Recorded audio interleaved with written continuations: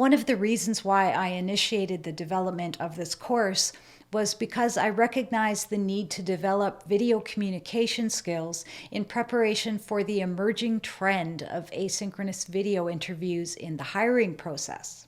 I did research with my college students and shared my research in a 3-minute thesis competition where graduate students get to pitch their thesis research in under 3 minutes. While this presentation was about one-way video interviews, I discovered that my research findings were transferable to creating video resumes.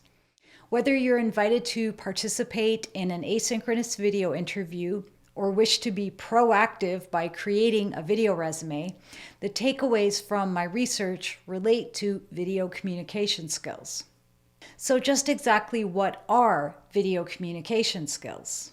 Video communication skills include on-camera presentation and speaking skills, as well as competency with digital technology to appear in self-facing videos.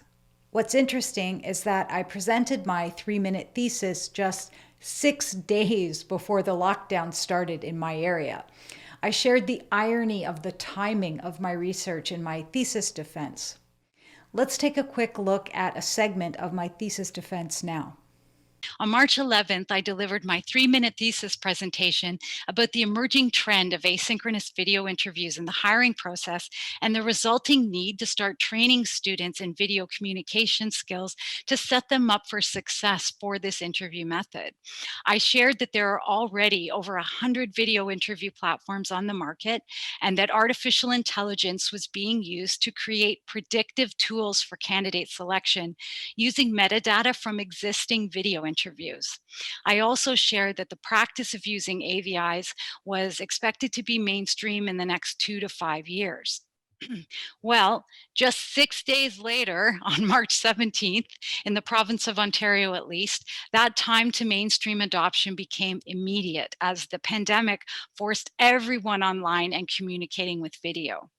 So while this research was completed pre-pandemic, it's probably more relevant and empathy-inducing today than it was when I delivered my 3-minute thesis presentation. And I say empathy-inducing because a lot of us were forced out of our comfort zones.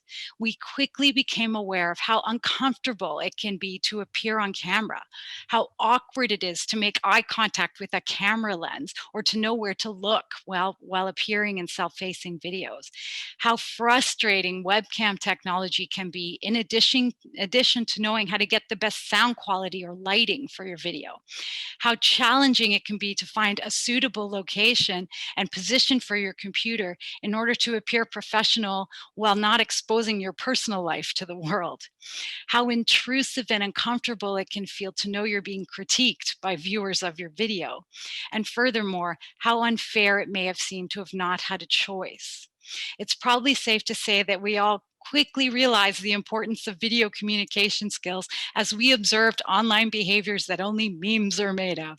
So although I mentioned that the trend to video interviewing was expected to be mainstream in the next 2 to 5 years, the lockdowns forced everyone online and communicating with video. So whether you have resisted or embraced the new Zoom lifestyle with work and school, you have likely encountered several challenges with your on-camera presence in self-facing videos. Where should you look while recording? How do you get the best lighting and sound? How do you find a suitable position for your computer in order to appear professional?